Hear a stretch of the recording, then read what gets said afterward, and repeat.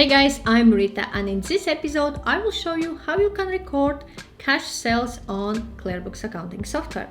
So if you have issued invoices like I have done, issued invoices to all my customers for the daily sales, I can also apply filters, selecting 10th and 10th and click on find.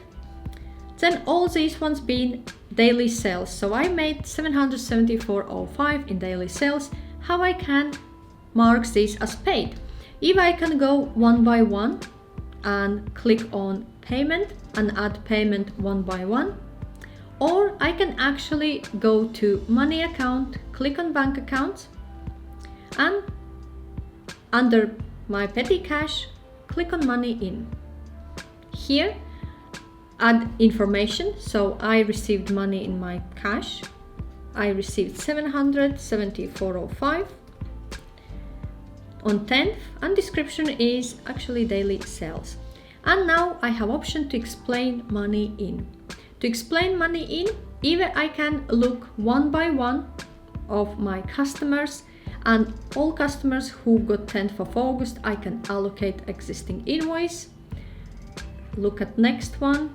I have on 10th, I have this invoice to allocate, and also another allocate from here.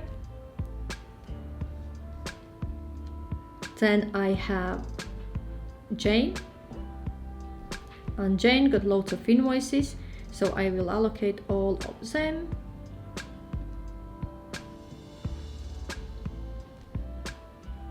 Okay, then I have John. On 10th, he got 3 invoices. I still have 57.80 to explain.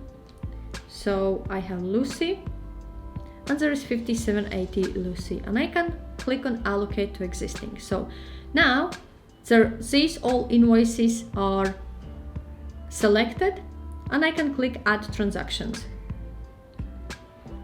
So now when I go to my bank account and look at my petty cash, balance has changed to 888.20. And when I go to my sales invoices and look on unpaid, there is nothing unpaid, but when I click on paid, all those invoices dated 10th are marked as paid here. So in this episode, I showed you how you can record your cash sales. For example, if you issued invoices to customers and you want to mark them in a batch and add to your petty cash, like in my case, on QuickBooks accounting software. If you have any questions or require any further advice, feel free to reach out to me. Also, I have shared the links in the description section below to my complete QuickBooks tutorial and review episodes. If you have not seen it yet, check it out.